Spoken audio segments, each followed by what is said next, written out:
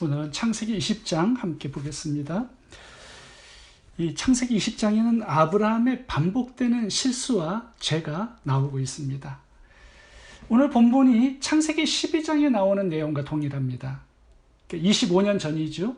아브라함이 애굽에 내려갔을 때 그때도 아내를 누이라고 속이고 바로 왕에게 아내를 빼앗기는 일이 있었는데 오늘 본문에서 그 일이 다시 반복되고 있습니다. 이 장소는 이제 블레셋 땅이죠. 여기서도 아내를 누이라고 속이고 아비멜렉 왕에게 아내를 빼앗깁니다. 하나님께서 창세기 12장에 나타나셔서 아브라함을 열방의 축복의 근원으로 선택하시고요. 25년이라는 세월이 지났습니다. 근데 아브라함은 변화되지 않아요. 동일한 문제가, 동일한 죄가 반복되어 나타나고 있습니다. 왜 아브라함의 이 실수와 죄가 반복되고 있는 걸까요? 믿음이 아무리 좋다 하더라도요, 누구나 이 아브라함처럼 이 취약한 부분이 있습니다. 어떤 사람은 이스라엘 백성들처럼 원망불평이 습관적인 죄고요. 어떤 사람은 노아와 롯처럼 술이 문제인 사람이 있습니다. 알코올 중독. 어떤 사람은 도박. 어떤 사람은 인간관계가 계속 파괴되어서 이 문제가 계속 반복되는 그런 사람도 있죠. 우리들에게 연약한 부분들이 다 하나씩 있게 마련입니다. 그렇다면 왜 우리가 이런 죄들을 끊지 못하고 계속 이렇게 반복하게 될까요? 아브라함을 통해서 그 이유를 세 가지로 살펴보겠습니다. 첫 번째, 죄를 반복하는 이유는 잘못된 장소에 있기 때문입니다. 이 장소와 죄는 뗄래야 뗄 수 없는 관계예요. 1절을 보겠습니다. 아브라함이 거기서 남방으로 이사하여 가데스와 술 사이 그랄에 우거하며. 지난번에는 애굽 땅에서 죄를 범하게 되죠. 오늘 본문에는 아브라함이 블레셋 땅으로 갔기 때문에 문제가 생겼다라는 걸 지적합니다. 하나님께서는 아브라함에게 이 가나안 땅을 후손에게 주겠다고 약속하면서 이 가나안 땅을 떠나지 말라고 말씀을 합니다. 근데 아브라함이 계속 그 땅을 떠나죠. 그래서 자꾸 죄를 반복되이 짓고 있는 것입니다. 잘못된 장소에 있기 때문에 그렇게 되었다라는 거죠. 우리가 지난주에 창세기 19장에 나오는 롯의 이야기를 살펴보았습니다. 아내가 죽고 두 사위도 죽고 두 딸은 아버지 롯을 술 먹여서 동침해서 암몬과 모압의 조상이 됩니다. 왜 롯의 결말이 이렇게 비참하게 끝났을까요? 그 이유는 잘못된 장소인 소돔으로 들어갔기 때문입니다. 롯이 만약에 아브라함과 가나안 땅에 함께 있었다면 롯도 열방을 축복하는 한 복의 조상이 되었을 겁니다. 그런데 소돔이란 잘못된 장소에 있었기 때문에 그의 인생 전체가 비참하게 끝나버린 것입니다. 아담과 하와는 어떨까요? 왜 선악과를 따먹고 범죄하고 죽었을까요? 아담과 하와는 하나님이 계시는 동산에 함께 있어야 하는데 뱀이 놀고 있는 선악과 주위에 있었기 때문에 문제가 생긴 겁니다. 장소가 그렇게 중요합니다. 다윗이 왜 밧세바를 간음하고 우리아를 살인하게 되었을까요? 밧세바가 목욕하는 그 장소에 있었기 때문이죠. 우리가 죄를 반복적으로 짓고 죄를 끊지 못하는 그 이유를 살펴보면 그 배경이 잘못된 장소에 있기 때문입니다. 이 포르노 중독을 끊으려면 인터넷 앞에 혼자 있지 말아야 합니다. 도박 중독을 끊으려면 도박하는 친구와 그 장소에 있지 않아야 하겠죠. 거룩한 장소에 거해야 거룩한 삶을 살 수 있습니다. 기도의 자리, 예배의 자리, 말씀 묵상의 자리, 구제와 전도와 선교의 이 사명의 자리, 이런 자리에서 살고 있는 사람이 어떻게 죄를 반복해서 지을 수 있겠습니까? 이 범죄와 장소는 밀접한 관계가 있다는 것을 기억할 수 있기 바랍니다. 두 번째, 죄를 반복하는 이유는 잘못된 것을 바라보기 때문입니다. 11절을 보겠습니다. 아브라함이 이르되 이곳에서는 하나님을 두려워함이 없으니 내 아내로 말미암아 사람들이 나를 죽일까 생각하였으며. 지금 아브라함이 아내를 누이라고 속이고 거짓말한 그 배경을 보면 두려움이 있었기 때문입니다. 사람들이 나를 죽일까 생각을 했어요. 왜 이런 두려움이 아브라함에게 몰려왔을까요? 이제 11절에서 강조하는 내용이 뭐냐 하면 아브라함의 눈이 하나님을 바라보지 못했다라는 거 강조합니다. 블레셋 땅을 바라보았고요.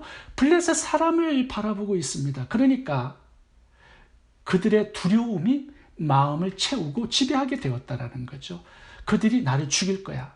내 아내를 빼앗을 거야. 잘못된 생각에 사로잡히게 되었다라는 겁니다. 창세기 12장에서도 보면 아브라함이 애굽에 내려가죠. 그러니까 애굽 사람들을 보니까 두려워요. 난폭한 사람들이라고 생각을 한 것입니다. 그때도 동일하게 애굽 사람들이 나를 죽일지도 몰라. 내 아내를 빼앗아 갈 거야.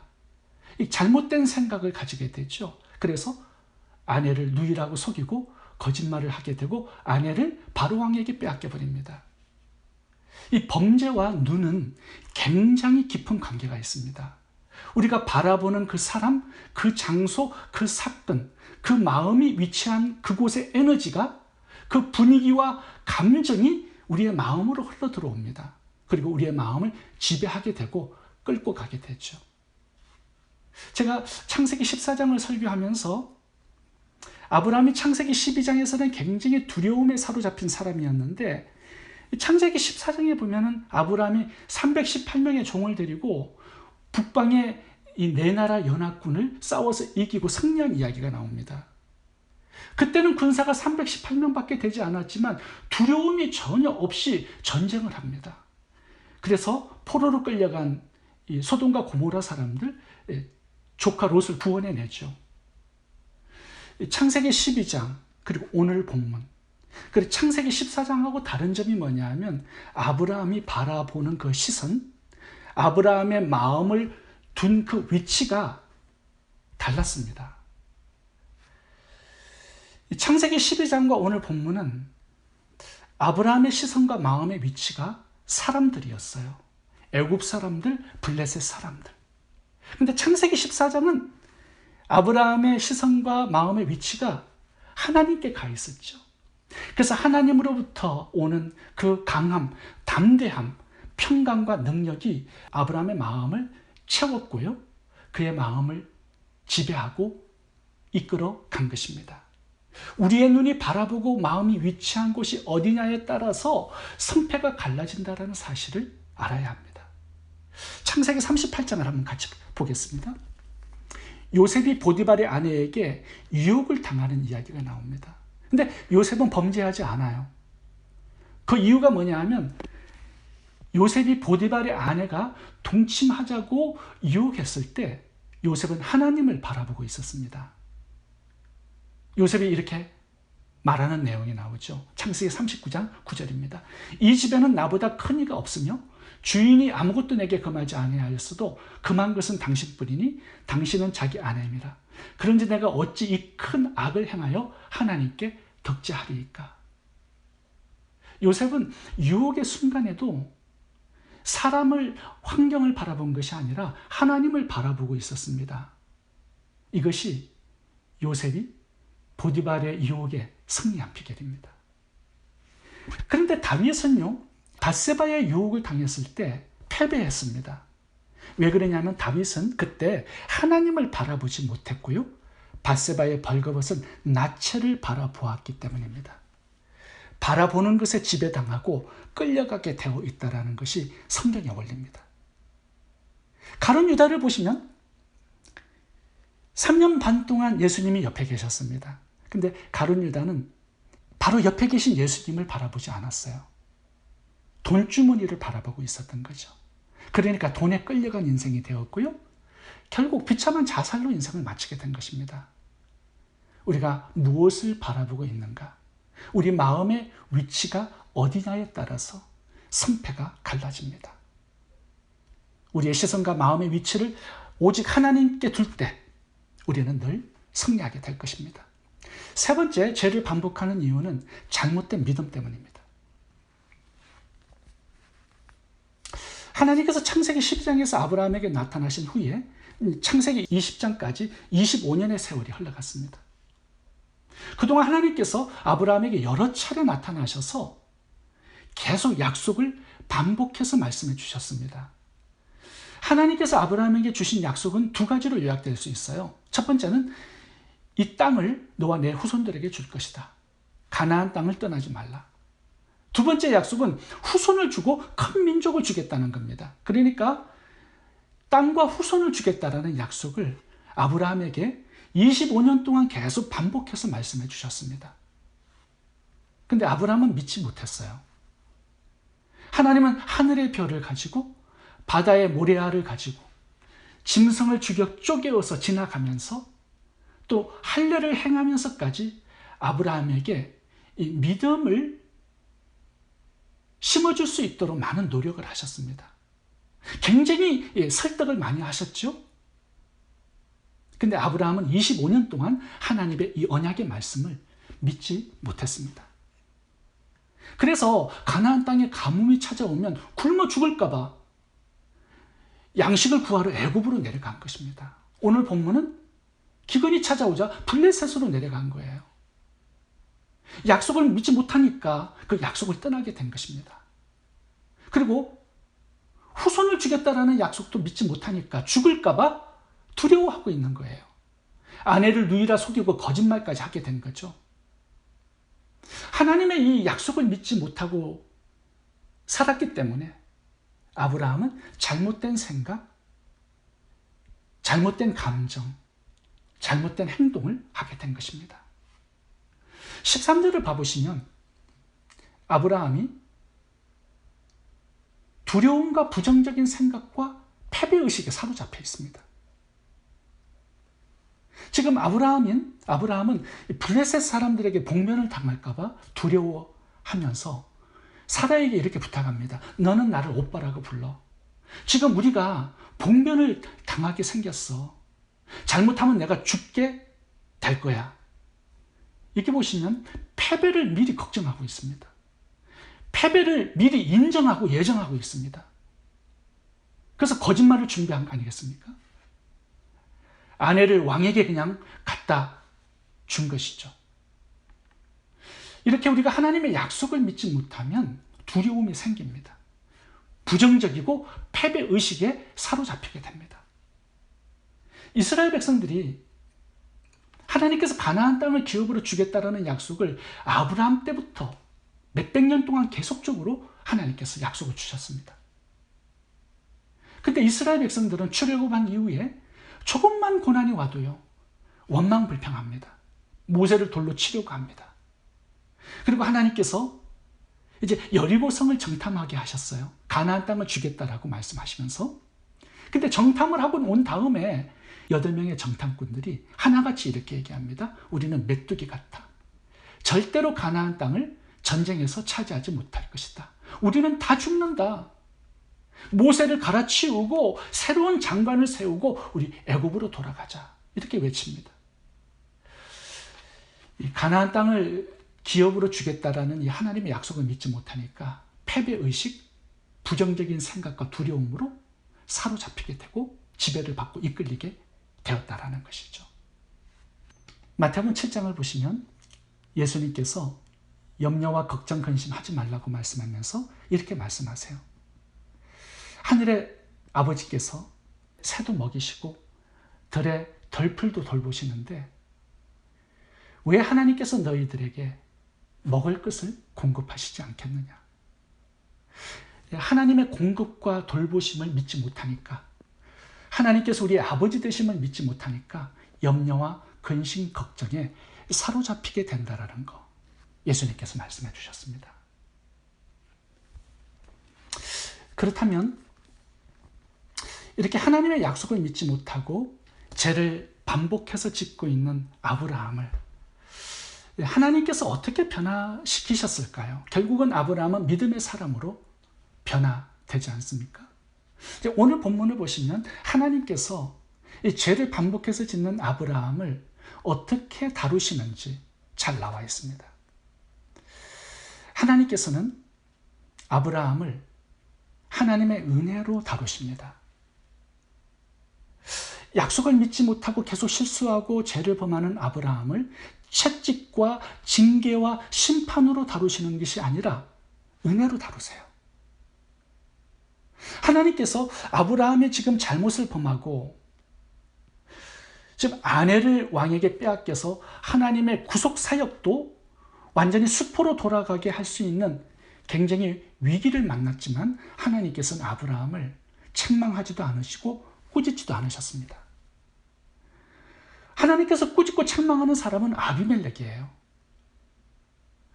혼날 사람은 아브라함이지 아비멜렉이 아닌데도 불구하고 하나님은 아비멜렉을 책망하고 꾸짖습니다.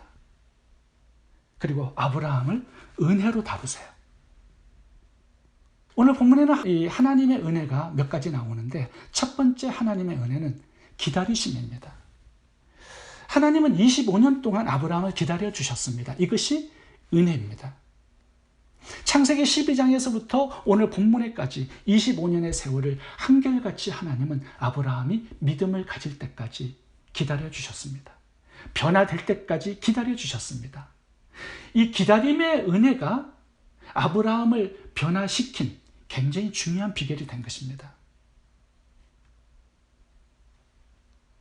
끈질기게 믿지 않는 아브라함을 하나님은 끈질기게 기다려 주셨습니다. 누가복음 15장에서도 아버지가 탕자를 계속 기다려 주시죠. 이 기다림의 은혜 속에서 탕자가 집으로 돌아오게 된 것입니다. 하나님은 사기꾼 야곱을 20년 동안 기다려 주셨습니다. 결국 야곱이 이스라엘로 변화됩니다. 하나님은 살인자 모세를 40년간 기다려 주셨습니다. 결국 출애굽의 사명자로 나타납니다. 하나님께서 우리도 기다려주고 계시죠. 믿음을 가질 때까지, 변화될 때까지. 이것이 하나님의 은혜입니다. 두 번째 하나님의 은혜는 간섭하심입니다. 하나님께서 아브라함의 실수와 범죄를 그냥 내버려 두지 않으셨습니다. 그냥 내버려 뒀다면 아브라함은 아내를 빼앗겼겠죠? 수치를 당하고 죽임을 당할 수도 있었을 겁니다. 비록 아브라함이 범죄는 했지만 그 죄가 아브라함을 승리하지 못하도록 개입해 주셨습니다. 이것이 하나님의 은혜입니다. 3절 보세요. 하나님이 아비멜렉의 꿈에 나타납니다. 4절을 보시면 사라의 정조가 더럽히지 않도록 보호해 주십니다. 7절을 보시면 하나님께서 아브라함을 위해서 일하시고 간섭하시고 개입하시는 성실한 아버지의 모습을 볼 수 있습니다. 결국 아브라함은 죄를 범했지만 그 죄가 승리하지 못하도록 하나님께서 도와주고 계십니다. 이것이 하나님의 은혜예요.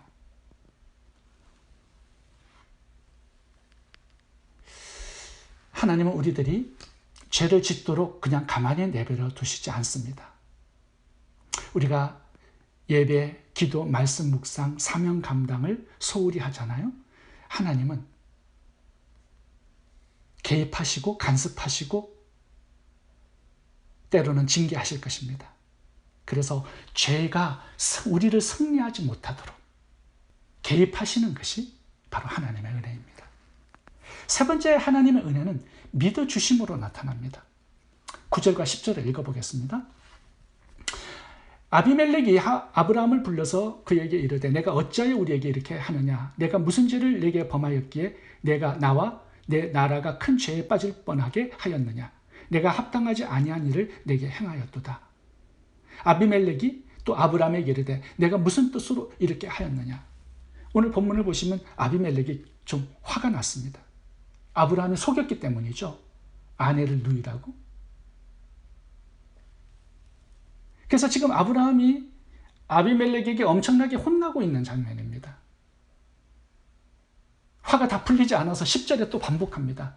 네가 무슨 뜻으로 이렇게 하였느냐? 어떻게 이렇게 나에게 행할 수가 있겠느냐? 네가 정말로 하나님을 믿는 신앙인이라고 말할 수 있겠느냐? 그러면서 꾸짖습니다. 근데 하나님의 반응을 보세요. 하나님은 같이 꾸짖지 않습니다. 그 대신 7절을 봐보시면 하나님께서 아브라함을 선지자라고 불러주세요. 7절 보겠습니다. 그는 선지자라. 그가 너를 위하여 기도하리니 네가 살려니와. 계속 실수하고 죄를 범하는 아브라함을 하나님께서는 선지자로 불러주세요. 하나님께서 그렇게 믿어주고 계시는 겁니다. 부족한 사람, 형편없는 사람, 죄를 반복해서 짓는 그 사람을 향하여서 하나님은 선지자라고 믿어주고 있는 거예요. 그리고 아비멜렉 앞에서 자랑하시잖아요. 그는 나의 선지자다. 너 아브라함의 기도를 받아야 너 산다. 참 오늘 본문이 감동적입니다. 계속적으로 죄를 범하는 아브라함을 선지자로 불러주시고 선지자로 믿어주시는 하나님을 볼 수 있어요. 아브라함이 이 선지자라는 말을 들었을 때 굉장히 부끄러웠을 겁니다. 죄를 반복하는 자신의 삶을 되돌아보았을 겁니다. 그리고 내가 선지자구나. 이렇게 살아서는 안 되지. 결단하게 되었을 겁니다. 이 하나님의 믿음과 사랑, 그 은혜 앞에서 아브라함은 회개하고 정신을 차렸을 겁니다. 내가 이렇게 살아서는 안 되지. 내가 선지자인데, 열방을 축복하는 복의 권은인데, 나를 믿어주시는 하나님께 더 이상 실망시켜드려서는 안 되지. 그러면서 아브라함은 삶의 변화를 결심하게 되었을 겁니다. 이 하나님의 은혜가 우리의 삶을 변화시키는 굉장히 중요한 요소가 된다는 거죠. 예수님도 그렇게 하셨습니다. 3년 반 동안 변화되지 않았던 12 제자들. 십자가에서 다 도망가 버린 그 제자들을 예수님께서는 믿어주셨어요. 그리고 사도로 불러주십니다. 또 사명을 맡겨주세요. 땅끝까지 이르러 내 복음을 전하라. 너희는 가서 모든 족속으로 제자를 삼으라. 이 주님의 한없이 믿어주심, 이것이 제자들의 삶을 변화시킨 엄청난 능력이었습니다. 하나님은 우리들에게도 당신의 교회를 맡겨주시고 복음을 맡겨주셨고 영혼들을 맡겨주셨습니다. 그리고 세계 선교의 사명을 맡겨주셨습니다. 우리를 그리스도의 향기, 그리스도의 편지, 그리스도의 대사라고 불러주셨습니다. 사도행전 1장 8장에서는 부활의 증인이라고 불러주세요. 예배소서에서는 나의 신부라고 불러주시고 나의 자녀라고 불러주세요.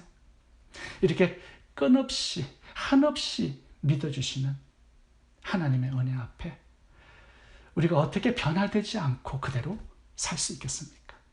어떻게 죄를 반복해서 지으며 살 수 있겠습니까? 끝없이 믿어주시는 이것이 하나님의 은혜입니다. 하나님은 오늘도 우리를 기다려주시고 간섭하시고 믿어주십니다. 그 하나님의 은혜 앞에 변화되어서 믿음의 사람, 순종의 사람, 은혜의 사람이 되시고 또 많은 사람들에게 은혜를 끼치는 복의 근원으로 살아갈 수 있기를 바랍니다. 기도하겠습니다.